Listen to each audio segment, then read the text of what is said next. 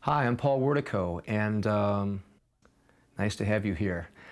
For the next hour or so, I'm going to be talking about drums and my approach to the instrument, and I'm going to play some music for you and talk about different techniques as well as different musical concepts that I hope will interest you and that you can use in your own drumming.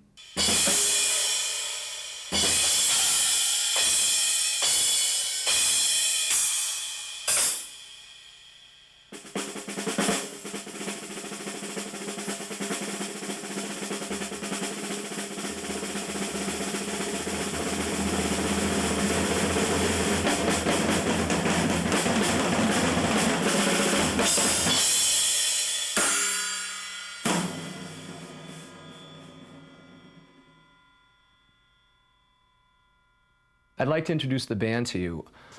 On saxophone, Mr. Rich Corpolongo. On guitar, Mr. John Mulder. On piano, Mr. Lawrence Hobgood. And on bass, Mr. Eric Hochberg.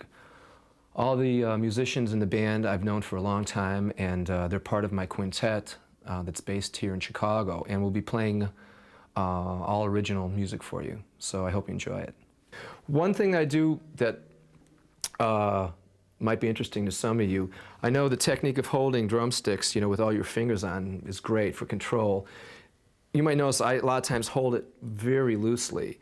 And what I find that does for me is that pulls up an upper register off the cymbals and even the drums, but mostly the cymbals, that sounds like clearer. So in other words, if I play all fingers down like this, like most people play, and then I play up like this, down.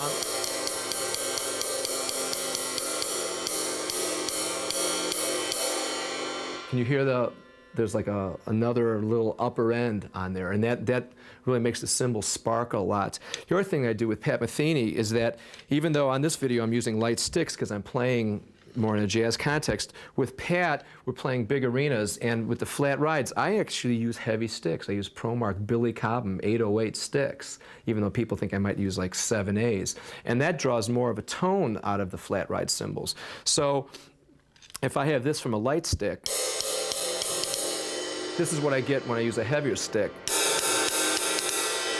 So that really gives it much more punch. And so the difference on the two flat rides, light sticks,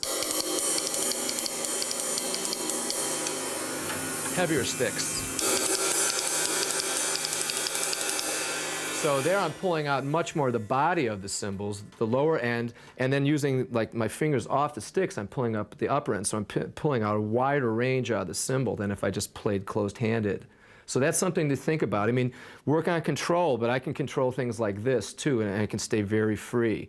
And also the way you hold your sticks, if you don't hold them too tight, because you want the drums to sing, and like the motions that you use have a lot to do with the way you sound a lot of times, and I think in circles.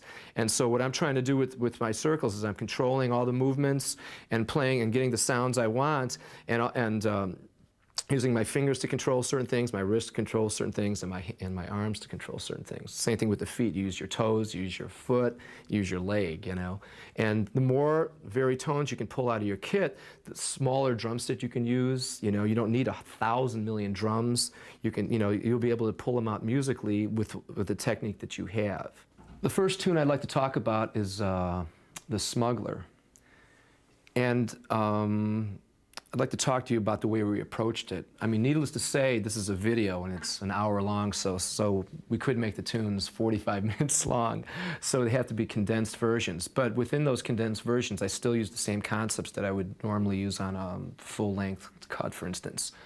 So there's a piano intro, and then the first time we play the melody, I'm kind of just using the cymbals to almost make the melodies kind of breathe. I'm not going into time, even though everything I'm playing is in time on the cymbals. I'm kind of highlighting the melody a little bit and keeping the melody sort of open and free. Now the second time I go into the melody, I go to the cross stick and the flat ride cymbal, and I start playing a 6/8 pattern that's sort of broken up. It's random pattern, but I'm constantly listening to the band and the melody is in my head, and I'm sort of just playing off of that.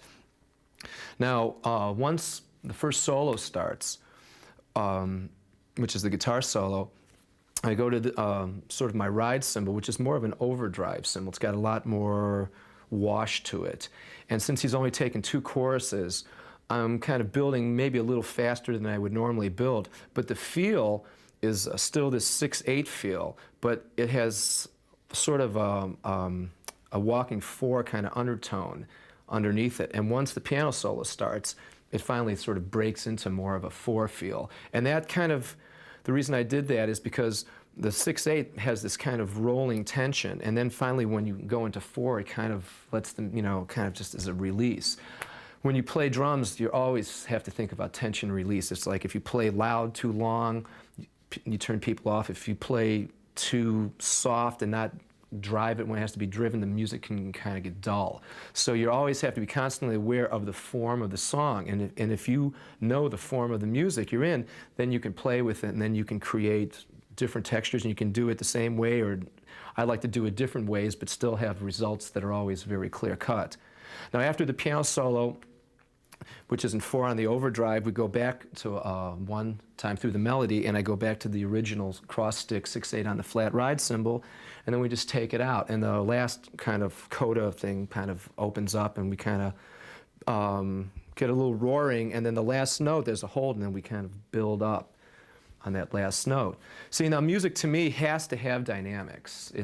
Otherwise it just doesn't go anywhere. And the thing is, all the other instruments need to have room to breathe too. It's like if you play constant fills or constant anything, it's just you're taking up X amount of room in the music, and that kind of leaves the other guys to kind of find their X's of amounts of music. So it's really important that all those things change. I mean, one guy's going to play more, one guy's going to play less, and that way the music has a chance to really go somewhere. And that way you're actually playing with the people. You're not just kind of playing at the same time they're playing. And that happens with a lot of bands too. So you have to constantly listen. That's the beauty of playing with people that you enjoy listening to and playing with, is that they're surprising you, you're surprising them. They have enough control over their instrument, you have enough control over your instrument, that you can communicate and go where the music takes you.